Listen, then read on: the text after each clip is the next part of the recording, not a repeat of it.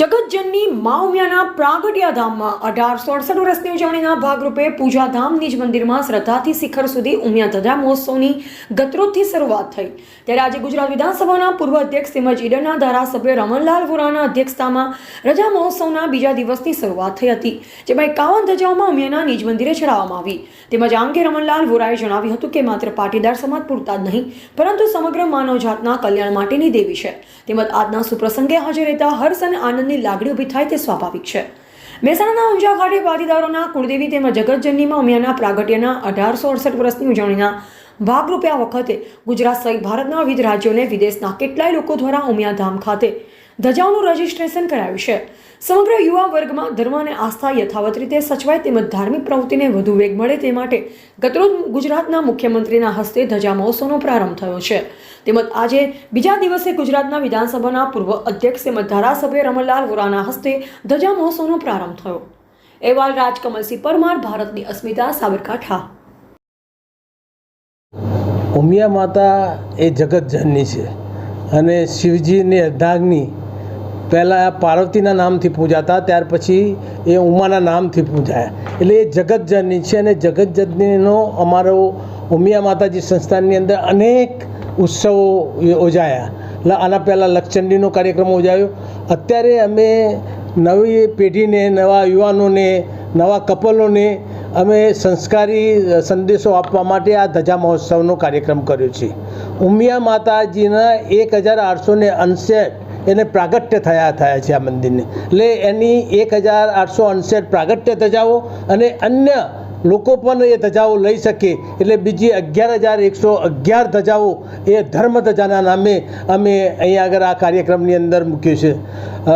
ધજાના આ કાર્યક્રમ એટલો વિશાળ છે કે સમગ્ર ગુજરાત, ભારતના અનેક રાજ્યોમાંથી અને પરદેશથી પણ આ ધજાઓ નોંધવાની થઈ છે અને એનું રજિસ્ટ્રેશન કરીને માઇક્રો પ્લાનિંગ સાથે અમે આ ધજા મહોત્સવ કરી રહ્યા છીએ। આ ધજા મહોત્સવનો હેતુ અમારા બધા જ જે યુવાન મિત્રો છે એ ધર્મથી જોડાય અને સનાતન સંસ્કૃતિને અનુરૂપ આખો એક સાંસ્કૃતિક કાર્યક્રમ થાય, એના અનુસંધાનની અંદર આ ધર્મ ધજાનો કાર્યક્રમ કરવામાં આવ્યો છે। એની અંદર જે લોકોએ ધજા નોંધાવી છે એ જે 1868 એ એમના પાસે એમને 5,001 એ સેવા અર્થે પણ આપેલા છે અને જે 11,111 જે ધર્મ ધજાઓ છે એના 1,100 1100 રૂપિયા લેવામાં આવે છે। આમ રજિસ્ટ્રેશન કરીને આ ધજાઓ 7 દિવસની અંદર તારીખ 9થી 18/9 સુધી આખો મહોત્સવ ચાલશે। એના પહેલા દિવસે જે અમારી મુખ્ય ધજાઓ 11 છે એનો કાર્યક્રમ પણ થયો। એ કાર્યક્રમ માનનીય મુખ્યમંત્રી ભૂપેન્દ્રભાઈ પટેલના હસ્તે કરવામાં આવ્યો છે અને એ પહેલા દિવસે જે 11 તારીખે અમારી 12 ધજાઓ મા ઉમિયાના શિખરે ચડી। મા ઉમિયાના શિખરે શ્રદ્ધાની ધજા એનો ભવ્ય કાર્યક્રમ છે અને આજે આનંદની વાત એ છે કે ઈડરના ધારાસભ્ય અને પૂર્વ મંત્રી રમણલાલ વોરા સાહેબ પણ ધજા લઈ અને માના શિખરે ધજા એમને ચડાવી છે। એમનો અમે આભાર માનીએ છીએ અને અમે હર્ષની લાગણી અનુભવીએ છીએ। જગતજનની મા ઉમિયાના ધામમાં આજે ઈડર વિધાનસભા ક્ષેત્રના અમે સૌ કાર્યકર્તાઓ બધા રાજકીય છે, પરંતુ માતાજીના કારણે તમામ કોમના, સામાન્ય રીતે તો આપણે બધા જાણીએ છીએ તેમ ઉમિયા માતા એટલે કડવા પાટીદારની કુળદેવા છે એવું શાસ્ત્રોમાં આપણે બધા જાણીએ છીએ, પરંતુ મારી સાથે જે મિત્રો આવ્યા છે એ તમામ વર્ગના છે, તમામ કોમના છે અને ધાર્મિક લાગણીને ધ્યાનમાં રાખીને, આસ્થાને ધ્યાનમાં રાખીને અમે આ ધજા આજે અહીંયા ચડાવી છે। ઊંઝા અને ઉમિયા માતા ટ્રસ્ટ એ માત્ર ધાર્મિક નહીં, એ સાંસ્કૃતિક કાર્યક્રમો કરે છે, લોકોને મદદરૂપ થવાના પણ પ્રયાસો કરે છે, આપત્તિના સમયે પણ ઊભા રહે છે અને આ સંસ્થા દ્વારા જ્યારે પણ લોકોની જરૂરિયાત ઊભી થાય છે ત્યારે ખડે પગે તૈયાર રહે છે। આજે આ ધજાનો કાર્યક્રમ છે, જેમ કહ્યું એ પ્રમાણે 12મી તારીખથી 18મી તારીખ સુધી। ગઈકાલે ગુજરાતના લોકપ્રિય મુખ્યમંત્રી આદરણીય ભૂપેન્દ્રભાઈ પટેલ, પૂર્વ અમારા નાયબ મુખ્યમંત્રી, અમારું મહેસાણા જિલ્લાનું ગૌરવ એવા નીતિનભાઈ પટેલ હતા।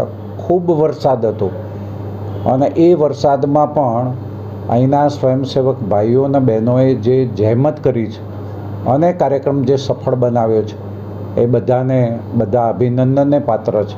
અને આ બધી જ વાત એ ઉમિયા માતાના સાનિધ્યના કારણે થઈ છે. ઉમિયા માતાના અપાર પ્રેમ અને સ્નેહના કારણે સમગ્ર મહેસાણા જિલ્લો, બધા જ કોમના લોકો, ગુજરાત અને વિશ્વ સ્તરે જ્યારે ઉમિયા માતાના શ્રદ્ધાપૂર્વક લોકો એના ગુણગાન ગાઈ રહ્યા છે, ત્યારે એ કાર્યક્રમમાં પણ અમને સામેલ થવાનો મોકો મળ્યો છે. અમે પણ ધન્યતા અનુભવીએ છીએ અને અહીંના જે ટ્રસ્ટી મંડળના સૌ સભ્યો છે એ પણ એક નાના કાર્યકર્તા તરીકે પણ જે પણ આવે એમને ખૂબ દિલથી આવકારે છે. ભોજન સાથેની વ્યવસ્થા, બાકીની બધી વ્યવસ્થા, અને એના માટે સમગ્ર ટ્રસ્ટી મંડળ પણ અભિનંદનને પાત્ર છે. બધાનો ખૂબ ખૂબ આભાર. જય ઉમિયા માતા.